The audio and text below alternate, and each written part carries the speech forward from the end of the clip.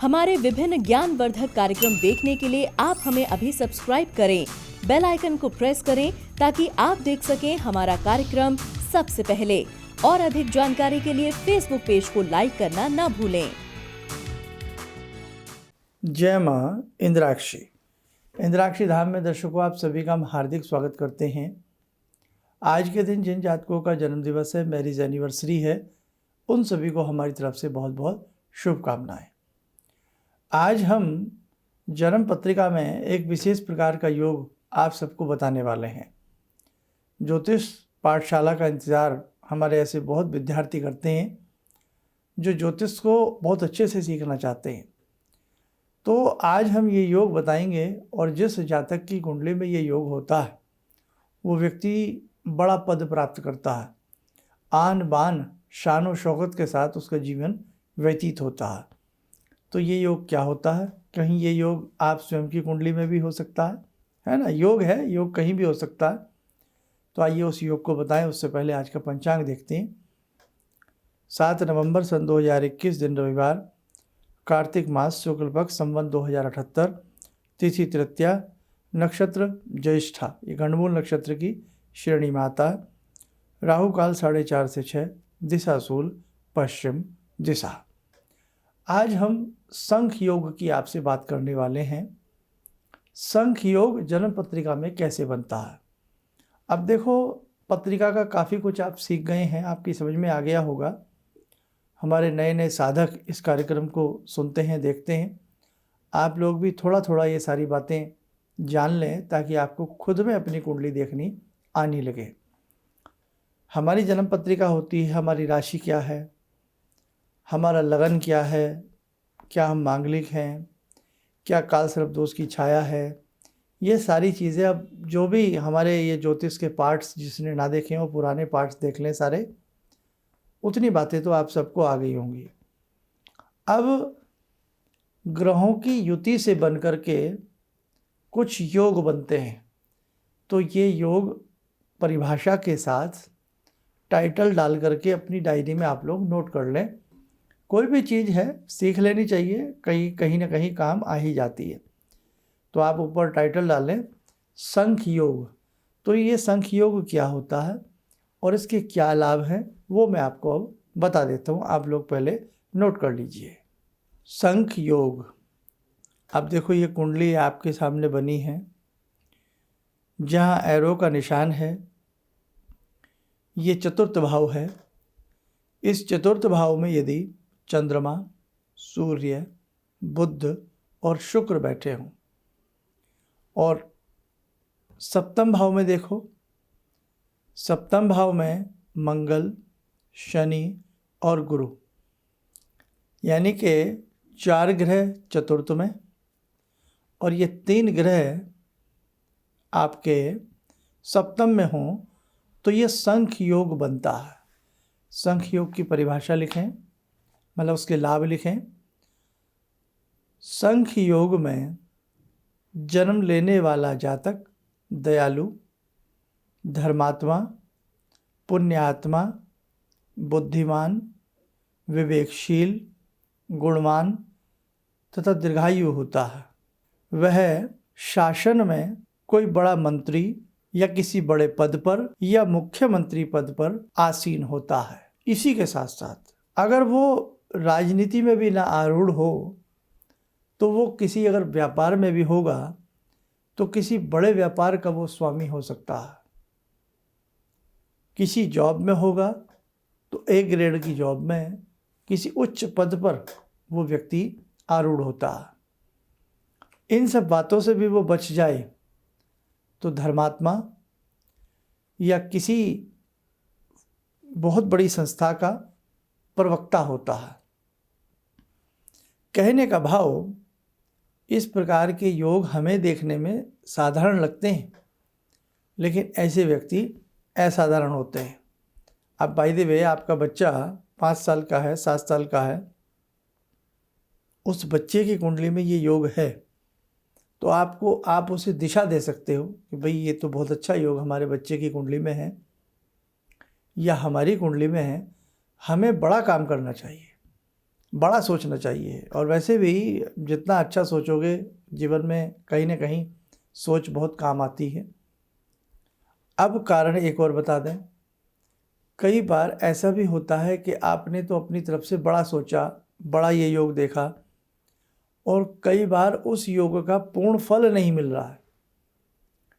तो फल क्यों नहीं मिल रहा है, वो भी उसका जवाब भी आपकी जन्म पत्रिका में ही छिपा होता है, और उसके आधार पर कुछ ना कुछ आगे किया जाता है तो उसका बढ़िया लाभ मिल जाता है। आप अपने बच्चे को जिस दिशा में डालना चाहते हैं, आप उसे डॉक्टर बनाना चाहते हैं, इंजीनियर बनाना चाहते हैं, या जो भी आप बनाना चाहते हैं, वो सारी चीज़ उस जन्म पत्रिका में होती है। उसके आधार पर आप बच्चे को आगे बढ़ाएं, या आप जो चाहते हैं और वो नहीं हो पा रहा है तो उसका कारण और निवारण जन्म पत्रिका में छिपा होता है। तो मेरे साथियों, ये संख योग अगर किसी भी जातक की जन्म पत्रिका में होता है तो ये शुभ होता है, इसका कार्य अपनी जगह बहुत अच्छा होता है। और दूसरी बात, जहाँ जन्म पत्रिका ना हो तो वहाँ क्या करें, वहाँ आपके हाथ की रेखाओं में नाना भांति के योग होते हैं। हम लोगों से बहुत लोग अपॉइंटमेंट लेते हैं, तो बहुत लोगों के पास उनकी जन्म तारीखें नहीं होती हैं या समय में कन्फ्यूज़न होता है, तो वो दोनों हाथों का फ़ोटो भेजते हैं। उस आधार पर भी वो अपना भविष्य जानते हैं, या उस भविष्य को अच्छा बनाने के लिए क्या उपाय किया जा सके वो उन्हें दिया जा सकता है। तो आपके पास यदि कुंडली नहीं है, इस प्रकार की डिटेल नहीं है आपके पास, तो आप किसी भी आसपास के निकटतम मर्मज्ञ को हाथ की रेखाएं दिखाकर भी, हथेली में भी नाना भांति के योग होते हैं। जैसे ये आपकी कुंडली में शंख योग होता है, पद्म योग होता है, और अनेकों प्रकार के योग होते हैं। आपने सुना हो राजयोग, सुना हो, तो ऐसे ही अनेकों योग इंसान की हथेली में भी होते हैं। तो आज के लिए बस आप इस चैप्टर को नोट कर लेना। संभवतः हो सका कल एक योग हम आपको और बताएंगे। इस प्रकार से कम 50-100 योग अपनी कॉपी में, डायरी में नोट कर लीजिएगा। बहुत अच्छी ज्योतिष आपको अपने आप में आ जाएगी। आइए मेरे साथ को समय हो चला आज की ध्यानमाला का। आज की ध्यानमाला में जुड़ते हैं हम भगवान भैरव से। ॐ करकलितकपाला कुण्डली दण्डपाणिस्तरुणतिमिरनीलो व्यालयज्ञोपवीते क्रतुसमयसपर्याद्विघ्नविच्छेदहेतुर्जयति बटुकनाथा सिद्धिदा साधकानां। जयति बटुकनाथा सिद्धिदा साधकानां।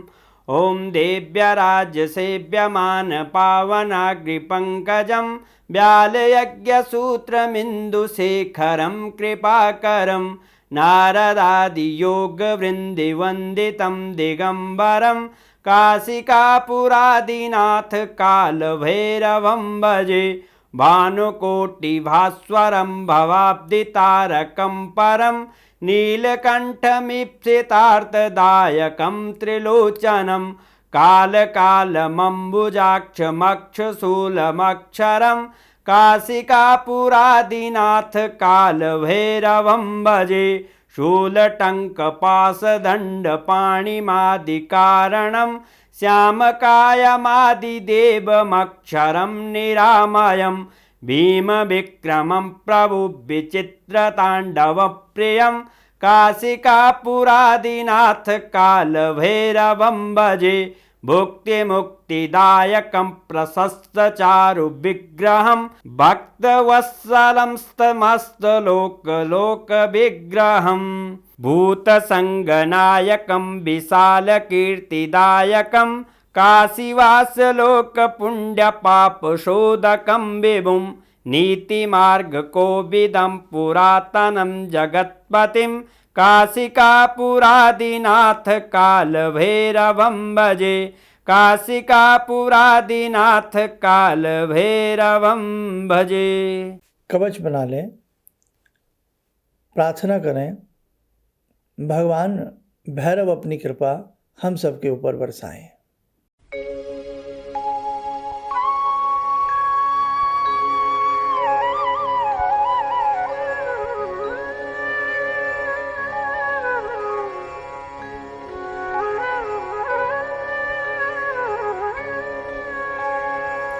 ओम बोलते हुए नेत्र खोलें, सामान्य हो जाएं। देखो, छोटी छोटी बातें जीवन में कई बार बड़ा कार्य करती हैं।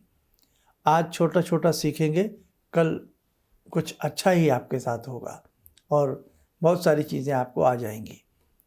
दीपावली व्यतीत हुई, अन्नकूट गया, भैया दूज गई, बहुत सारी चीज़ें समय समय पर आपने की, बहुत अच्छा लगा। भगवान ऐसे ही आप सबको तरक्की दे, ऐसे ही अपने धर्म में आप लिप्त रहें, धर्म को अच्छे से मानें। आने वाले समय में जितने भी इंद्राक्षी धाम से जुड़े शिष्य हैं या आप हमें सुनने और देखने वाले हैं, हमारे साधक गण हैं, कुछ बड़ा कार्य और मिलजुल करके हम आपसे करवाएंगे। आपका ऐसे ही सहयोग हमारे साथ बना रहे तो जीवन में हम और आप मिल करके बहुत शुभ और बहुत कुछ कर सकते हैं। आप स्वस्थ रहें, सुखी रहें। इन्हीं शुभकामनाओं के साथ हम अपनी वाणी को विराम देते हैं।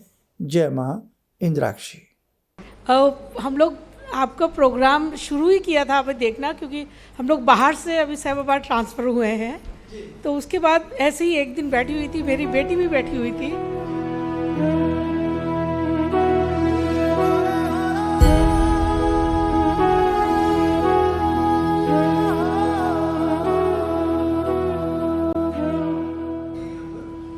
उस टाइम उसके पास जॉब नहीं थी। थोड़ा टाइम उसने जॉब छोड़ी। मैंने एकदम से बोला उसको कि तुम ये लगाओ फ़ोन, और पहली बार ही में ही उसका आपके साथ फ़ोन लग गया। पहली बार ही उसका फ़ोन लगा और आपने कहा कि उसको बहुत अच्छी नौकरी मिलेगी, और थोड़े दिन बाद ही उसको बहुत अच्छी नौकरी मिल गई और वो बहुत अच्छी नौकरी कर रही है। धन्यवाद बहुत इसके लिए। किसी भी समस्या के समाधान के लिए मिले प्रसिद्ध हस्तरेखा एवं वास्तु विशेषज्ञ प्रोफेसर धर्मेंद्र शर्मा जी से। नोट: शिविर में भाग लेने हेतु एवं व्यक्तिगत रूप से मिलने के लिए कॉल करने का समय सुबह 10 बजे से शाम 6 बजे तक। हमारे विभिन्न ज्ञानवर्धक कार्यक्रम देखने के लिए आप हमें अभी सब्सक्राइब करें, बेल आइकन को प्रेस करें ताकि आप देख सकें हमारा कार्यक्रम सबसे पहले। और अधिक जानकारी के लिए फेसबुक पेज को लाइक करना न भूलें।